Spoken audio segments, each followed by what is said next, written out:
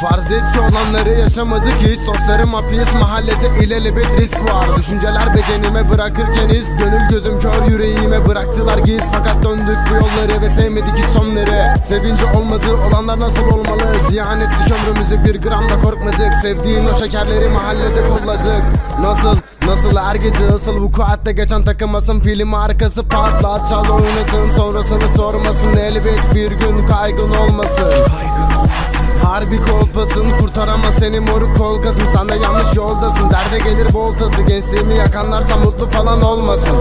Kovalarız biz de baba gayrimeşru. Gayrimeşru dostlar gayet meşhur. Telefonum açık ama primciye meşgul. Kovalama bizi, bırak gidip önce iş bul. Gayrimeşru baba gayrimeşru. Gayrimeşru baba gayrimeşru. Gayrimeşru baba gayrimeşru.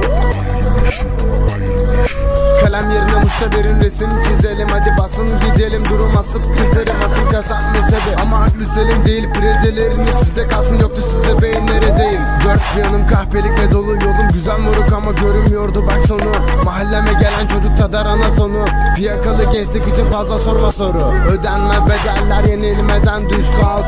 Yılları yeniden yen rüsva edilen duygunun tarifi yok. O yüzden bir adım geriden gel. Kavgamız bitmedi, sürüyor bak halen. Yanıyordu mahallem, isteniyor ifadem. Birader viranem kirader, hikayem kazılmış bir maden. Savaşalım maden. Kovalarız biz de baba gayrimeşru.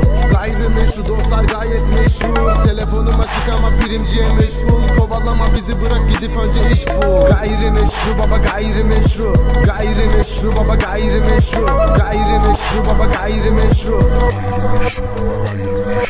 Kovalarız biz de baba gayrimeşru. Gayrimeşru dostlar gayet meşhur. Telefonum açık ama primciye meşgul. Kovalama bizi, bırak gidip önce iş bul. Gayrimeşru baba gayrimeşru. Gayrimeşru baba gayrimeşru. Gayrimeşru baba gayrimeşru. Gayrimeşru.